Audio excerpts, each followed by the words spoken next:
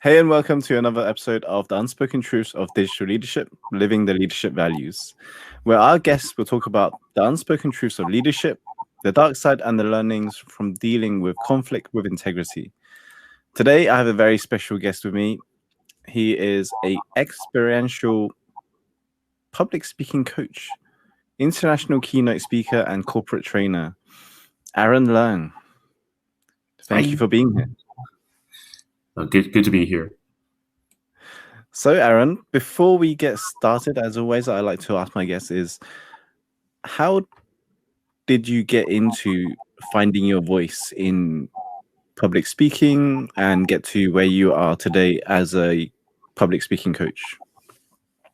I think when I was very young, I realized that voices are important to me. During my life in secondary school, I was victimized by bullies, and I tried to voice up to people, even like the teachers or even like the principal, but they don't care. Back in the days, I was kind of trying to express my voice, but wasn't heard. So that moment on, I realized that voices are the only key defense to anyone's freedom of speech and also the rights as well. From that day on, I started to talk with myself. No, just joking. I started to really express my voices and also helping others to realize their voice, especially those people who have suffered maybe the same fate as me, or people who have been engaging with tough battles that people silence their voice on, and I try to help them because I understand how they feel.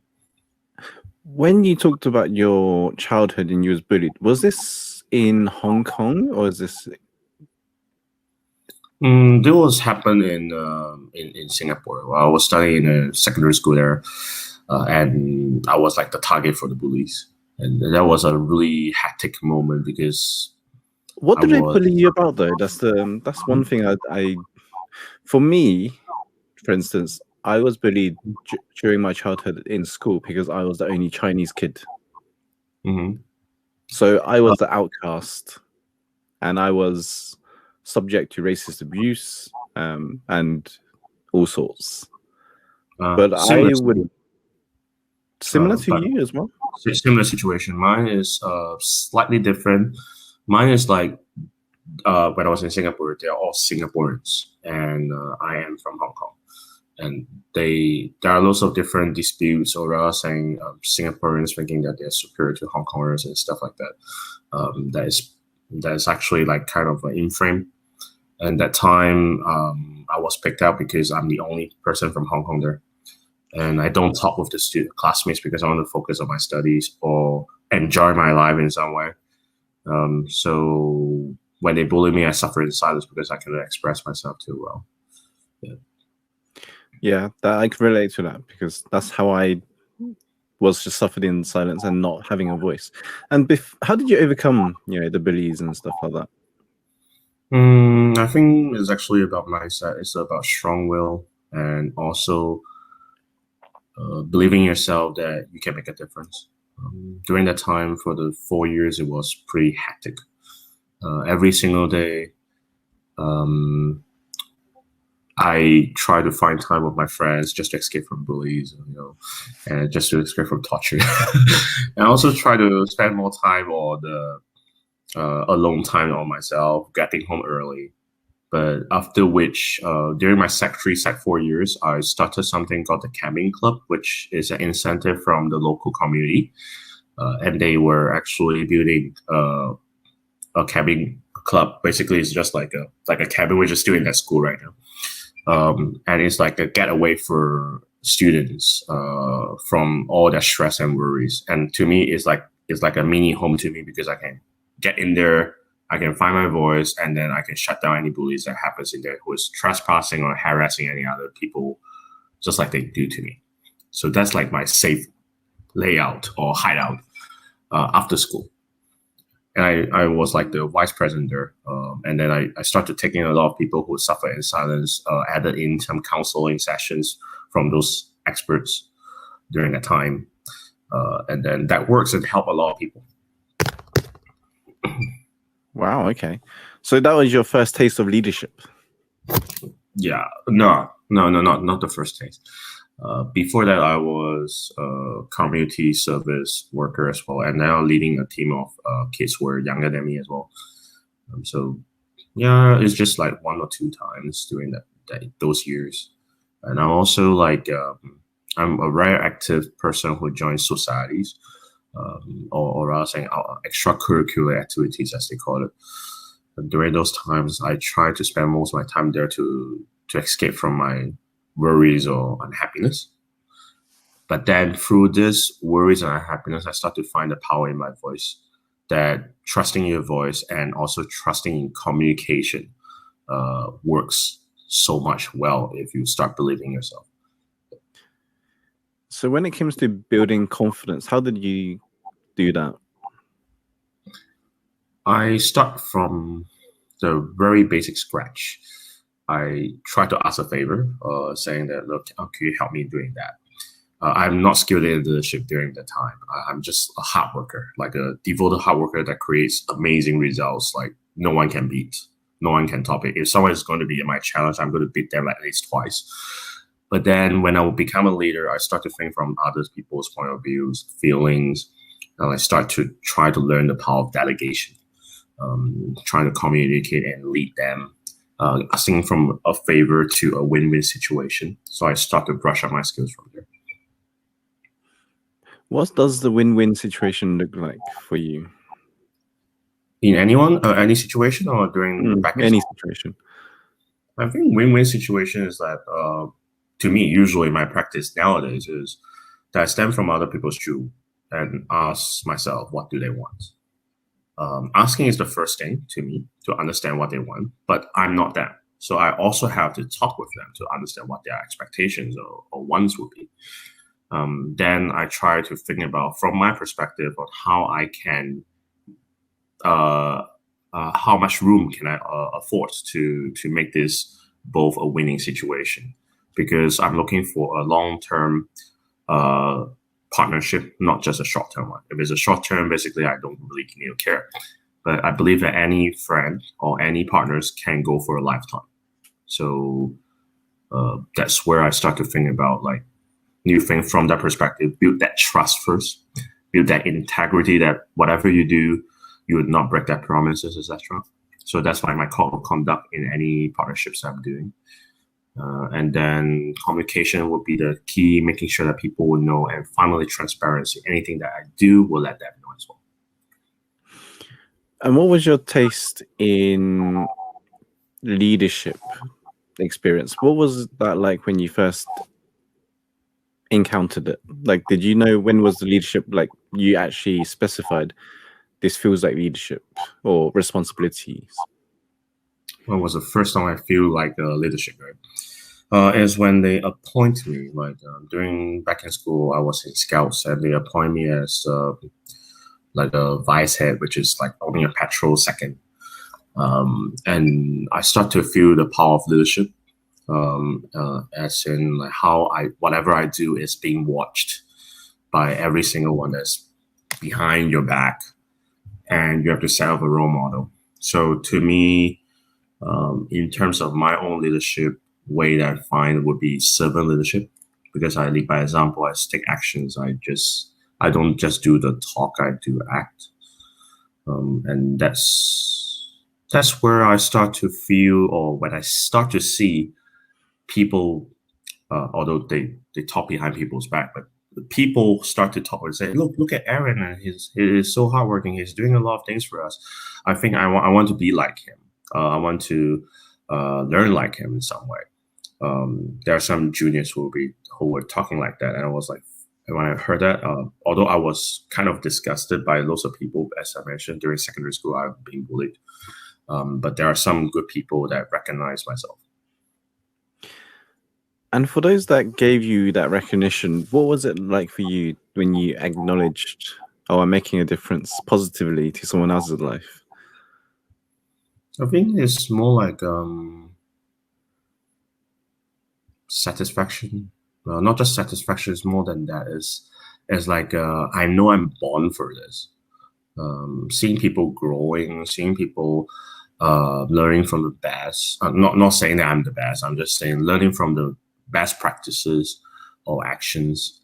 And they feel inspired is something that I feel very happy and proud of. And I think that actually can keep on inspiring. And that actually leads to the current job that I'm doing right now. When it comes to inspiration, who and what inspires you? Who? I think the person that inspired me the most is my grandpa. During my younger days, my grandpa is always the one with the biggest ang bao. Red packets in Chinese culture. He always give me the biggest red packet, and they're always there, just like you right now, filled with positivity. And he always give me the sunshine when it's rainy days for me. Not just that, he always give me words of wisdoms and show me how someone can support you and you can feel it. I don't know how to say that in one sentence. It's more like letting you know how important that support is important to one's growth. And he was there for me. He was my first bridge to my family, because back in the days, me and my family relationships are not that good. And my grandpa actually helped me to loosen my defensive spells or egos that I may have during as a child, and helps me to bridge the differences and connections through different parties. And I have to thank him for that. He inspires me so much by walking the talk. So that's maybe the reason why I'm actually doing what I'm doing right now. That sounds amazing. I never really had much of a connection with my granddads or grandpas, unfortunately. But it's interesting to find that you have a great connection with your grandpa, that you get that inspiration, and the behaviors that he taught you is now you're now living what he's talked to you about. What was your choices when you made to lead others? What do you mean by what was my choices? Why do you lead? Why do you choose to lead? Why do I choose to lead? That's a good question. I think the point of why we choose to lead is because we are living in a community full of people. And no one can deny the fact that together we make a difference. And with people with great directions, unity is strength, and you can overcome any impossible situations. Through the power of imagination that everyone has, with the right kind of leadership, you can bring a lot of amazing wonders, just like what the society is doing right now. We have TED Talks that is actually inspiring people around the world. We have those like big companies like Google or other big companies that's actually setting an example or revolutionize the whole way that we are working right now. Without the right leadership and the right minds, things would be quite impossible. It's because we can imagine and we can lead that imagination. We can push forth beyond our dimensions. Okay. And the reason I ask that is because when I see leadership, I just don't see it as a title when most people see it as a title.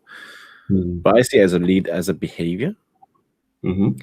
Like, the reason why I lead or choose to lead in communities or any organization that I work for or what I work at is that because I know that I never really had a role model in my life. So like you mentioned, you had a role model in your life, like a grandfather.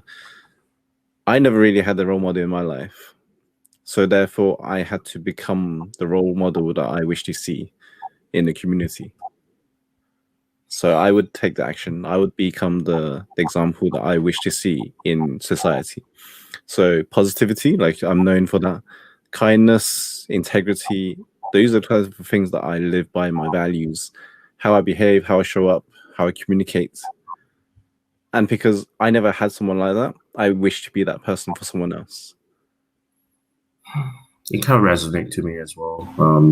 Because like my grandpa passed away when I was Sec 4, which I was doing the GCO levels. I lost a great role model and a sense of direction. because someone leaving is like the whole world that you thought you knew actually collapsed. And during that time, I was feeling really, really bad because something else even happened during that time, not just my grandpa. That leaves me even more depressed. But then I lost my direction for quite some time until I start to pick myself up again.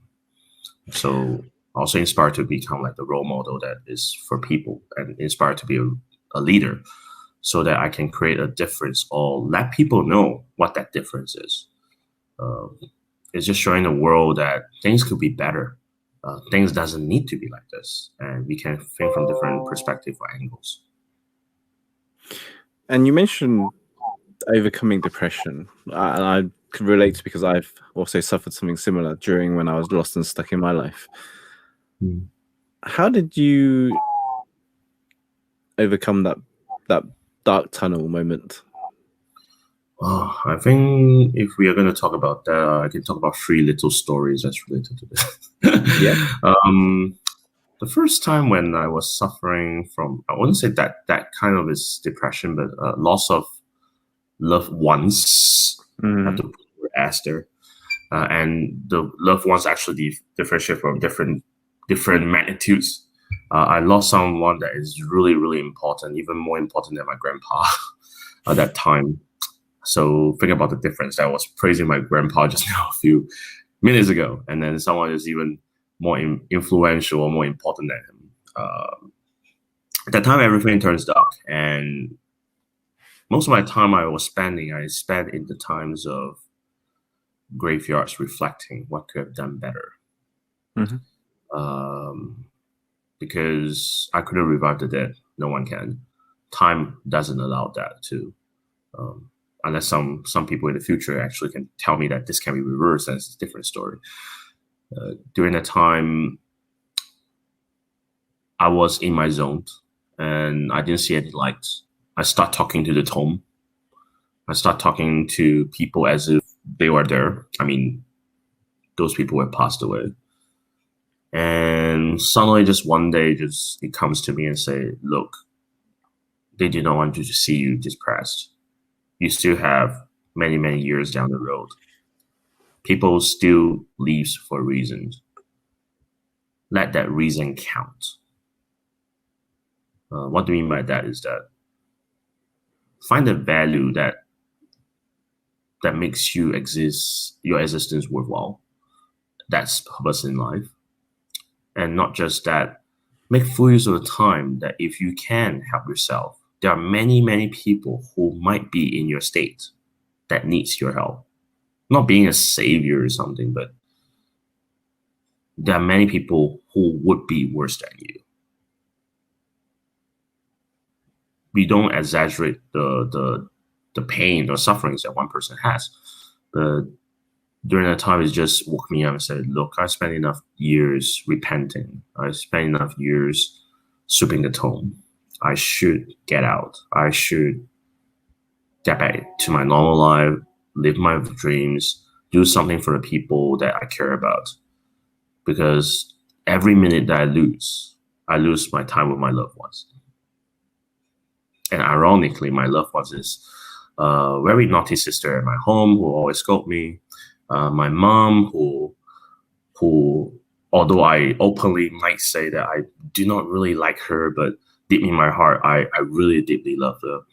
And my dad, who I try not to follow as a role model, but deep down in my heart is one of my role models in life. So kind of lots of things that contradicts with each other. But as a guy, for me, I don't admit it. But thanks to the live conversation, it allows me to face my own inner self. So that's one time, but which is more like suddenly it struck on me and said, look, time doesn't wait anyone. So that's the first mini one. Now, second one is when I lost someone that I wanted to marry. And I also suffered depression. That time I actually left home.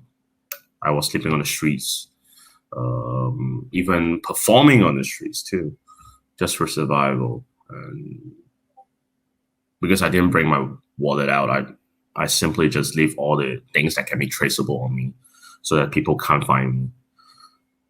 And literally speaking, that time I feel hopeless. I was spending most of my time in a place in Hong Kong called Lang Kwai Fong, which is a bar place, and I look like someone who is drunk and feeling useless. And I just sleep on the streets, different places. But then something amazing happened during that time. Is until where I start to meet, which is a common situation when you come to Hong Kong, you actually see it. There's a granny that is actually picking up paper, those kind of paper box and stuff. Yeah. And when I see her, I haven't bathed for days. The only place that you can bath freely is actually in gyms. So I might go to gyms sometime during that time, but I saw a granny and then she didn't judge me. I was actually trying to help her. And as we go along, I start to understand her story. She started to understand mine. And that's where I start to realize that I've been putting all the faults in the wrong basket. I could have done better. I should just, it's back to like reminding me of what the first time I experienced when I lost my grandpa and someone even more important than that. And during that time, it's just like, look, stop wasting time on this. You have a great life to move on. It's just like a memory just struck me and say, look, you are bigger than this. You are better than this. And after I thanked the granny. I even volunteered to help her occasionally during those times. But I start to pick myself up. I start to use my wandering streets time into understanding different lifestyle of homeless people. People sleeping on the streets. I start to actually really talk with every single beggar that I see, or anyone that's homeless, or anyone that is I meet on the road and say hi. That's like nearly something that it reminds me when I was 4 to 5 I would be doing. I did something like that when I was 4 or 5, but that's another story to talk about. But for this moment, I start to talk about it, and it surprises me about the amazing stories behind their backs, like every single one. And it just filled me with loads of wisdom that I can see clearly on myself, what I'm lacking. And I was lacking a direction. So they gave me a new sense of direction to forward to. So that's the second one. Now, the third one is happening right now. For the past few months, it was really horrible. And I was actually at my wit's end. I thought things couldn't be worse, but it actually gone worse. Nearly had some suicidal plans too. But then I realized, look, if I passed away just like that, what's the point? People might remember you for a moment, but will not remember you for a lifetime. Oh, someone just passed away. Or another situation that comes to my mind during that time is that reminds me of the monks in the monastery. They're able to put a lot of things down. And there's nothing that you cannot put down once you pass away. So I was thinking from that mentality, look, yeah, I might have loved something really, really much, but is it worth it? There's so many other things I can still do. Back to the first two stories and kind of wake me up in some way. Yeah, those are three mini ones. The third one mainly related to quarantine for this lovely organization and also my work, potential work business. And then stuck in that place for a couple of months and still haven't returned back home because of COVID-19 and potential issues that may come after that. Okay.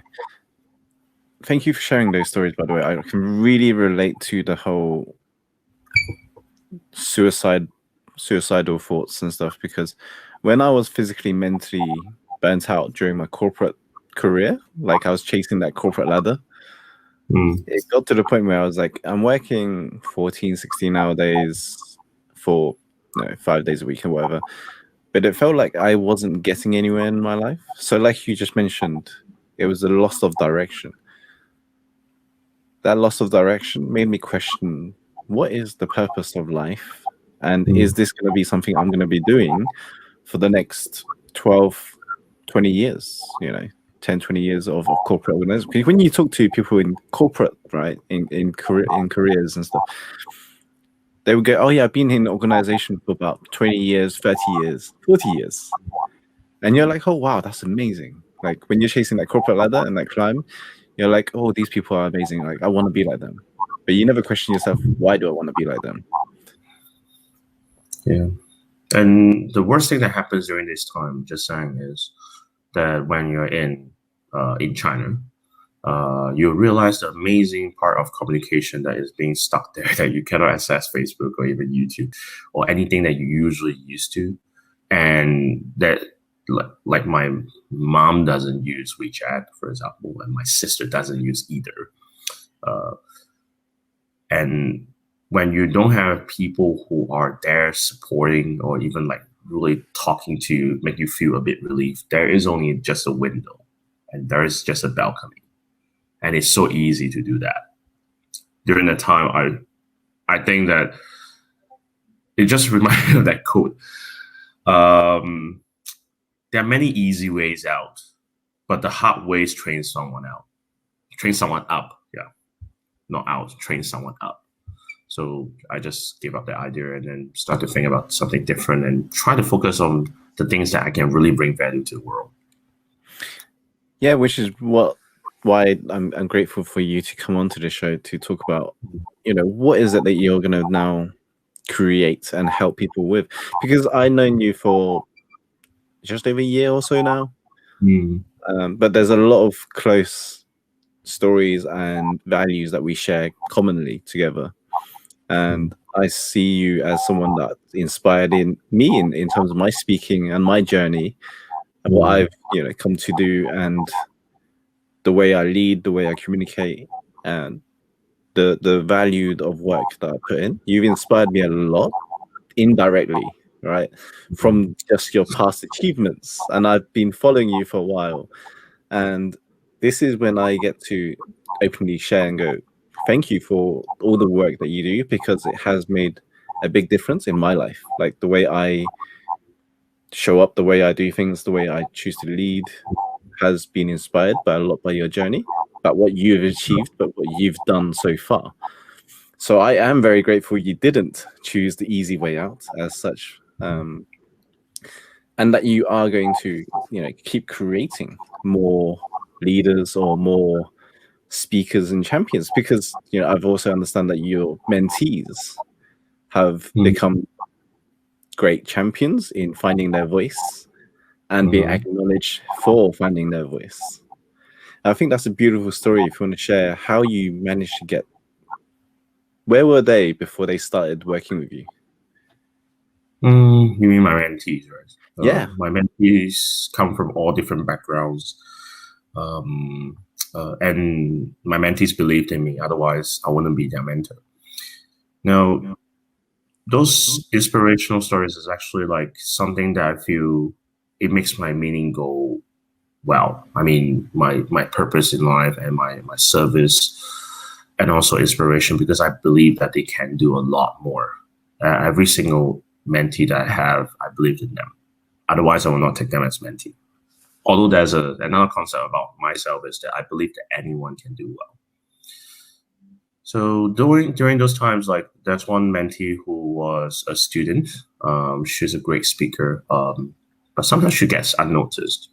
So I was like, wow, this is an amazing speaker. I need to groom her into an amazing speaker that really inspires lots of people. So I was coaching her during the contest, and eventually, during all these harsh practices that we do through or go through, she overcome it with her skill sets, and she become like a district champion. That's one.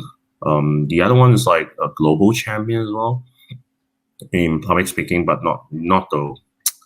It's through virtual. So for her, she was also very inspirational, and that time I thought I couldn't give anything to her, like advice or stuff. But I was thinking that everyone can learn from something. And I started to think from different angles, and I noticed, oh, I just realized that there are a couple of things that she might need some she might need some improvement on. The word is might. So I gave my honest advice. And then that actually helped her so much more. And she won the championships, and also become an inspirational speaker nowadays. So those two, and then many others that I have groomed. One looks of like a division contest, or even like a school contest, or even get into Cambridge, Oxford. And seeing their achievements is just like I'm making a difference in the world by building the pillars that really supports them. It's not just like just anyone. It's actually the foundation of a progressive society, because the one that you helped can help lots of different people that she trained or even mentored in the future years. But I want to give her a sense of direction and say, look, I'm helping you because I believed in you. And I know that you can help many, many other people that I may not be able to reach. The more, the merrier. So every single mentee of mine is someone that is inspirational to the community and make big differences. And that actually resonates to my original vision in my life, is to make the world a better place, to cultivate, I wouldn't say cultivate, but to inspire many speakers to let their voice out, let people understand what they can bring to the world. And that actually resonates also to my business right now.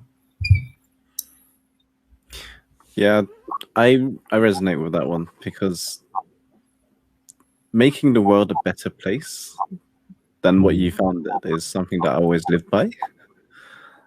So, when you see something that's not right, you try and fix it, you try and make it better. I think that kind of ethic and value in everything that you do shows and comes across. The thing is, just like looking at the results right now, look at the global organization like TED and TEDx. Many years ago, TED and TEDx isn't that popular as it's right now. But it's because they add the power of value and the strict criteria of saying something that has never been spoken, to create very unique ideas and respecting many angles that have been overlooked. To me, I'm like the founder of jewels of those undiscovered gems. And that's why I work in and also support a lot of different tags events as a speaking coach, so that I can let their stories and voice out to the world. When it came to finding your voice, how did you find yours? How did I find mine? I have to really thank one organization that my dad pushed me into. When I was 16, I think 16, 17, yeah, around there. That's where my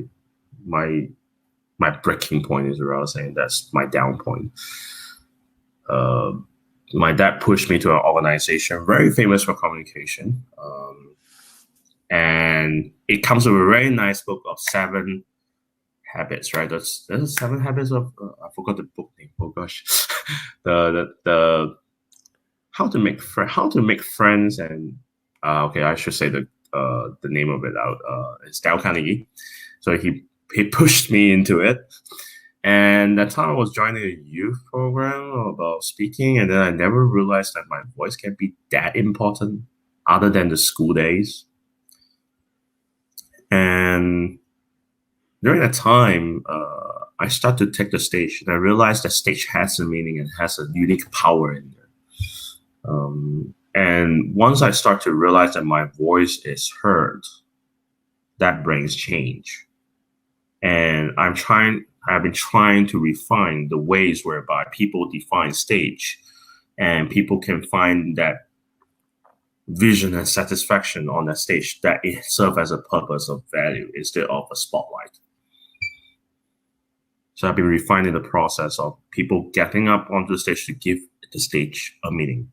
The cold ground that has nothing, no one before you, start to feel your warmth when you step onto the stage, and it gives power to the people who listen. It's just like a powerhouse in some way. And what was that feeling like when you first went on stage? I feel terrible, to be honest. I mean, like, it's really, really bad during that time. That time when I was on the stage, it's like I couldn't even see people in the eyes. I couldn't even bear to look at them, because it's just like the public speaking fear that we might have, because you are not confident yourself, or you are thinking that you're lacking, like making people feel disappointed with their expectations high. And I couldn't even look at them in the eyes. My voice was like, just like, hi, my name is Aaron. I'm just a person, like that kind of soft, barely audible. And it was embarrassing. And I overcome that in some way by saying that, look, I'm better than those people who doesn't speak. And then that brings a bit of discrimination. What happens if those people are mute? I'm not discriminating them, but I'm saying that they have other ways to replace that ability. For me, if I'm born with that voice, cherish that voice. Mm-hmm. So again, by the way the book name is called "How to Win Friends and Influence People." I'm so sorry, Kali. I'm so sorry. That's all right. I know what book he was like, yeah, I should know this book. Yeah. It's a great book. I do recommend it as well. I've got it on my shelf too. True. So for your, I'd say, leadership path in terms of what you've gone through, what's your most, how do you deal with conflicts? That's probably one of the best ways. Wow. It could be your internal conflicts. It could be the ones, your inner demons, when you're fighting fear, when you're fighting your voices, your inner voices. I think I divide the battle zones into 3 different categories: the power free, the internal, the external, and life itself. That's the reason why I put life at the end. So internal conflicts usually is just like, it starts from a very simple story of, where do I want to go? Should I eat sushi or should I eat ramen? Or should I eat Thai food or Vietnam food? Start from the very basics. Everyone could have this kind of situation once in their lifetime. And this inner voice will actually try to tag you to left and right, and then basically you might listen to your voices, you might listen to your emotions, you may actually just follow the gut feeling. But when you have inner voice that's actually telling you to do something that's really, really wrong, it's like, keep the devil keep your devil to your brain. During that time, I start to analyze it. I think the most important thing when you are having those inner voices because of emotion instability, that you let your emotions out of control. And one of the ways to actually make the emotions back in control is to rationalize things by looking at, say, look, I need to change myself from being Aaron to an outsider. It's just like applying something called NLP, neuro-linguistic programming, where we start from thinking from a different perspective and say, look, what happens if you're an outsider? Do you still feel as much passion to do something like that, for example? And start to view things from a different angle, change different angles, change different view sets. Oh, and then after which, write down all those rationalized ideas instead of just being emotions. And you realize who is the winner. Oh, actually, technically, everyone is a winner, but because they spend some time talking to you, right? But the point is that once you rationalize it, you're able to analyze the benefits and those potential pitfalls that in every decision that you do. And life doesn't have take 2. You cannot reverse what has happened. You only can move forward in life. So this is like what happens when I have lots of internal battles, like saying that during the time when I was bullied, I actually have that thought that says, I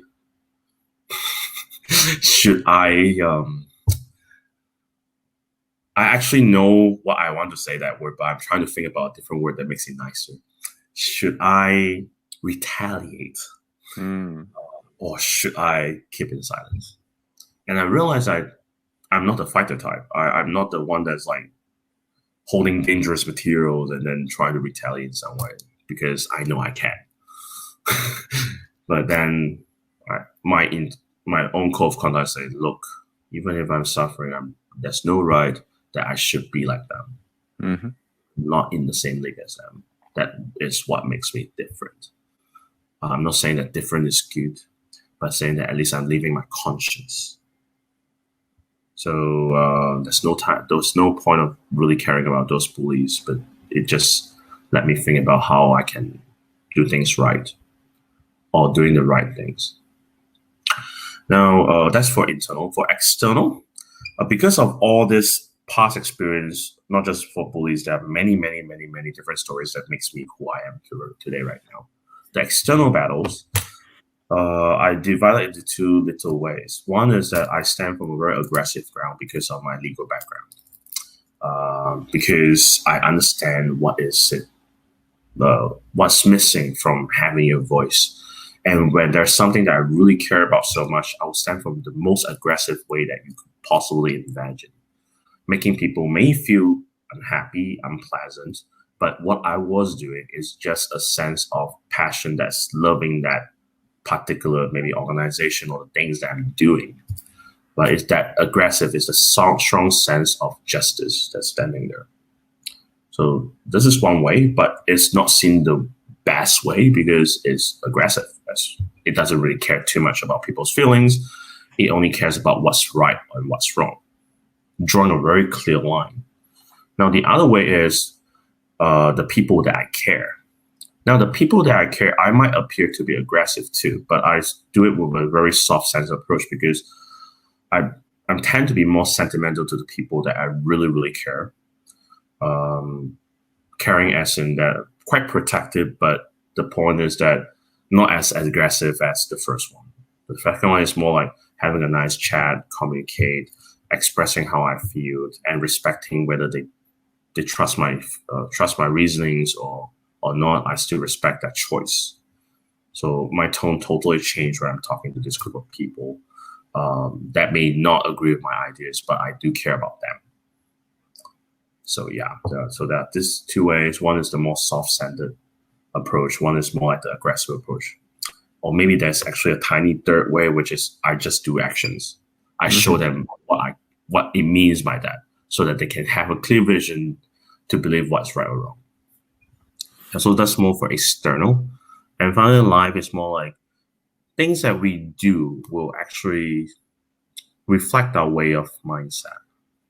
For example, I'll take the simplest example that I could think in my mind that could be a nice topic for everyone to think about right now who's watching this video, is that when you see a beggar on the street and you know that the beggar is faking it, and there's a cup in front of it asking for donations for himself for a meal, would you donate it or not?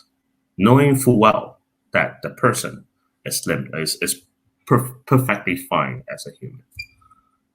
Now, what's hurting in this situation is about, oh, I know that person is fine. I should find someone that is really, really ill and I should just give them money to. Or because of your act of kindness or because of your personality, you give them money, which is the two common ways that people think. Or the third one, which I start to think about it, is that when I look at it, he's hurt even more, not from trying to pretend that he is not well.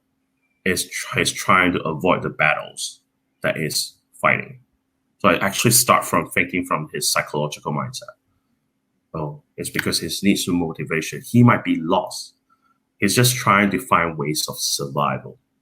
For me, what I did to this group of people, a true story, is that I actually go up and actually say, I actually give him the dollar, and I give him a name card, which is me.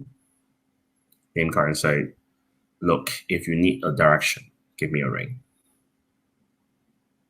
I see something in you, I should use this phrase from Dhananjaya. Just joking. I actually simply just saying that if you really need help, feel free to approach me. I keep the open doors to them. And I know I can actually literally feel that he's avoiding the battles, maybe for many, many different reasons that I do not know. But I'm here to listen to the story, and I'm here to help because that's within my abilities to do so. So every single beggar that I did, actually for the past 3 years, actually, not recently. Recently, I was pretty down, so I didn't do it. So for the past 3 years, actually, I gave him a name card, and I said, "Look, if you have anything, just let me know." And surprisingly, there are a few people who called, asking me for a drink. I simply just pay because it's within my abilities. I know he might be using me, but the thing is that throwing away about the point of using, I think from the perspective of he doesn't really already know what sort of ways to help himself. So that's bringing back to my ability, which is coaching skills or guidance or even inspiration. So within the time of like a coffee time, I'm able to inspire some people back on the tracks. Some people become security guards or even like doing other jobs, really finding jobs. They start to believe in their abilities to live a proper life. And I think that's pretty amazing for my journey in some way, that when every single gesture that I did actually makes a difference. Whether it's good or bad, it does. Don't underestimate everyone's abilities in your own skills or actions. Yeah. Wow, that's amazing.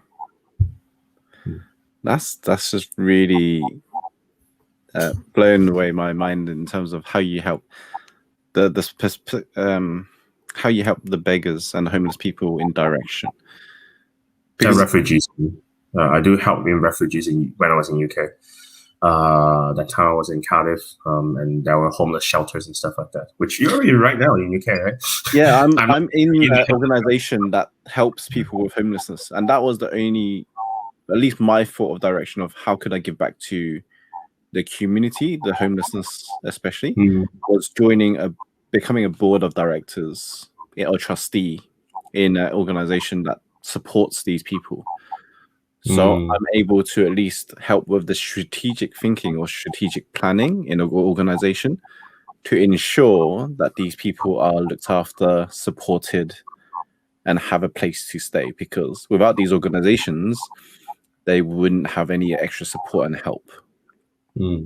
So that's my way of giving back to that community, because I see them, when they're sitting around on the streets and stuff like that, but not necessarily giving them money, but sometimes it's buying them a drink, like a hot drink, if it's cold, or if it's buying a meal, right? Just give them some food.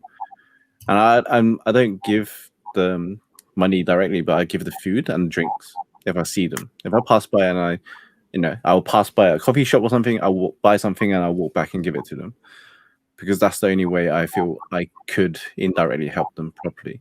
But giving them a card with a name and say, "Give me a call if you need help with direction," just probably inspired me to do something different as well. You can think about a different step. It's just like, for example, I give you a name card. Okay, there are things that you have to do to give me a call, right? First of all, from a beggar perspective, they may have not too much money, right? It means that every single coin or the moment that they find someone or some shops to give the call is an action to change himself. The action, the choice is up to them. I can choose not to take any calls, right? But the point is that when I receive these calls, usually these are the priority calls for me. Amazingly, how I put my priorities in my life on. And then when they call me, because I know that they may not be able to call me for a long time because due to their limited service or abilities, then I say that, look, tell me a time, place, and I try to be there. Give me like 1 day or two to prepare myself. Like when I say 1 to 2 days, because mine is not the emergency help, It's not that when someone's in Guangzhou, I have to fly all the way to Guangzhou, or someone in somewhere like in Taiwan, I have to fly all the way there. I couldn't. Yeah, I'm just saying in those perspective, it takes time. When I say prepare, it's actually for me to try to recall who that person is, because when they call too many names, and not just that, is preparing what sort of things based on the conversation I hear from him, because the words choices that ones make actually represents his past. Oh, interesting how public speaking works. Huh? When you hear people using choice of words, you kind of see what his mentality and his state is, and adjusting to that. And I think about one kind of like direction that I can help that person, but I need to see that person. As long as I can see that person, I can even help. I can help more. Just remind me of the time when I was back in Cardiff. Not just the homeless, is also the asylum seekers who travel all the way from their hometown just to get asylum, refugee in UK for a safe homeland. Safe homeland. Although many people are rejected because of all different reasons. I work with the different departments before, so I know.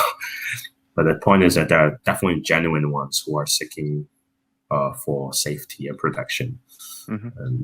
And actually those kind of things inspired me in the action of giving the name card, because it shows commitment.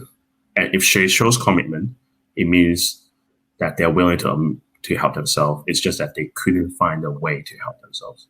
Mm-hmm. Wow. And just for what was right and wrong, how did you come across with justice? How did you see justice in a way? Because I'm fascinated by this, because when I grew up in UK, I grew up with watching Chinese dramas and stuff like that. But a lot of the dramas and TV shows that from TVB and stuff, the television company, well, a lot of them was police stories.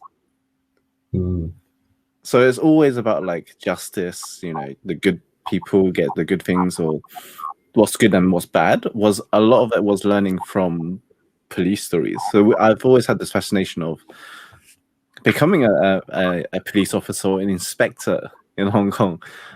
Now, this was something that I had when I was a child, and one of my granddad's sister's husband is also a police officer trainer, and he's been in the police force for like many years. And when I found that, I was so excited when I went back to meet him and see the police school and see the academy and the people he trains. I was just like, wow, this is amazing. Like, that's what taught me justice and what's good and bad. What was it for you? When you actually say about this word, it actually makes me sigh. When I thought about this word, it's a word that I believe very strongly, and it's related to my values, with integrity. Mm-hmm. Similar to you, you say that you want to be a policeman. For me, when I was in the secondary school days, after I lost two of my loved ones at the same year, I wanted to become a judge. When I was young, I only wanted to become a writer. But then I thought, why become a writer when you are already a writer in your life? Because you take actions and you become your main character. Although the ending is still decided by you. Choose your choice. Choose left or right, your choice. Okay, it's that way. But for me, I actually wanted to become a judge because judge set the example. And sometimes if you're in a very, very top court, like Supreme Courts, or like those in different countries, there are different courts at the highest hierarchy. Every word that you say and every judgment that you say is read by lots of law students, lots of lawyers, solicitor, barrister, like attorneys, and then they start to understand the rationale behind it. And this rationale slowly sink into society and change the world of how they think things. That's why I wanted to become a judge. Although the second reason is to become the ironclad of justice. No, just kidding. I couldn't be that ironclad. Look at me. I'm the cheerful. No, I wouldn't say cheerful. I'm saying I'm not that. I'm not that bashful or even like dictator type, But yeah, when I was during these times, I thought that justice is only just black and white. I have to be real frank. That's only black and that is only white. During my time when I was studying law. And not just that, I never thought about gray areas. Because the gray areas are just for emotional people. I'm not saying people are emotional. I'm just saying for people who are stuck with the elements of emotions and sentiments. It's good to have them, but it's bad if it's used in the wrong place. During that time when I was still young and naive, only black and white, no gray areas. Emotions are for the weak. This was different when I was secondary school days, where I say emotions are the king. I believe in my emotions that actually tap into my voice. But when I'm studying law, when I see a lot of different judgments, I think emotions are just a drag. But now I have a totally different view of justice. I think that justice are meant well at the right time. When I say at the right time, you could be right for all we care. You can be right in everything that you do. You can be right in believing yourself, even so. But if you put it in the wrong time, no one cares about right or wrong. It's just like in wars. People believe that fighting wars are the safe way to peace. So they may discriminate, so they may actually hate. And some people actually just think about, I'm so sorry, I need to switch off that. 天猫精灵，关闭，关闭。现在是晚上11点。好的，再见。The AI. Don't worry. About the wars thing is that sometimes wars lead to peace and they believe in it. They may believe that it's right. Sometimes they think that wars leads to more wars. And they still believe in that. Is it right or wrong in both cases? Both may be right, both may be wrong. And it's about the timing. So when I learn about justice, that when I know that I'm right, and they know that you're right, and they are there to shut you down, it's the wrong time. Yeah. They're not ready to listen to anything that's right. Yeah. I think that's, like, to me, like, justice in the most appropriate sense. Mm-hmm. It's only the top that really follows, then the people other than that follows too. Amazing. Thank you so much. So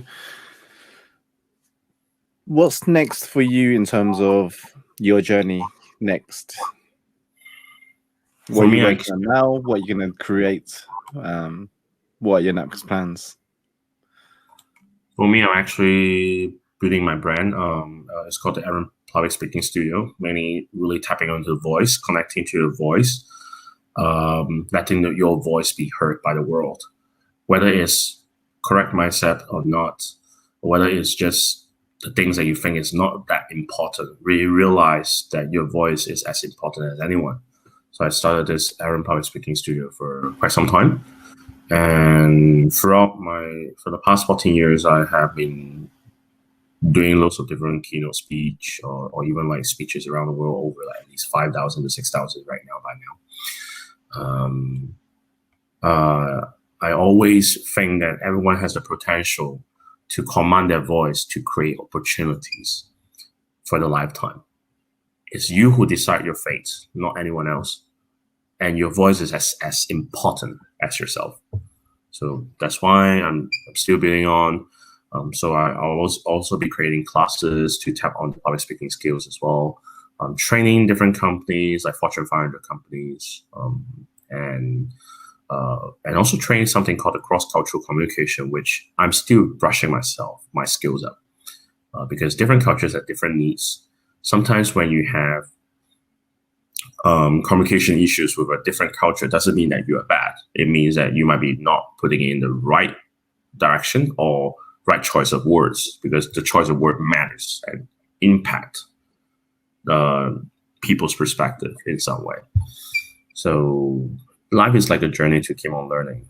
We all make mistakes, and we are here to correct and improve on it. That's why, to me, creating this company and also creating this platform for myself and many, many people is a place whereby you recognize your mistakes and get out of it. Get up with it. Every time you get up, you become stronger. That's my direction. I hope my vision is very simple. Within the next 20 to 30 years, I hope that my Aaron Public Speaking Studio can be created into universities, that everywhere around the world can have a university like that, whereby it trains and focus on public speaking skills and communication skills. Moreover, that can be leadership skills too, because leadership involves communication in some way. And also creating a culture, or rather saying a norm, saying that anyone can be as great if they believe in it. That university doesn't have any entry requirements. It just needs to have your belief that your voice can make a difference. That is the minimum threshold. It's because of all these degrees and qualifications around the world that actually limits a lot of different potentials. So I want to create something that is more like something that's recognized. The passing criteria could be very hard, but at least the entry requirements can be very, very low. Awesome. Wow. Thank you so much, Aaron, for your time. I appreciate it. You're welcome. You're welcome. And if there were two people wanted to connect with you, where can they find you? They can find me in LinkedIn. And also, if they need some one-to-one coaching, usually I coach CEOs and also general managers. Sometimes students. So I touch on 4 different fields.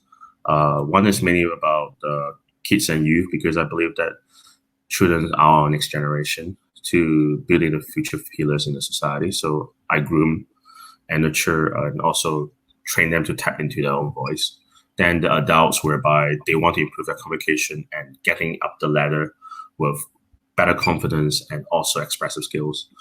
Then we have CEOs who wants to command and also lead and inspire people, and that's something that I'm good at. And finally, the ones who join contests, feel free to contact me. I'm here and have lots of different mentees that achieve great results that can be your living examples as your seniors to guide you to. So connect with me through LinkedIn, or for me currently, I'm in China. You can connect with me with WeChat. But when I'm back in Hong Kong, connect with me with WhatsApp. Yeah. Awesome. Again, thank you very much for your time, Aaron. I appreciate it. You're welcome.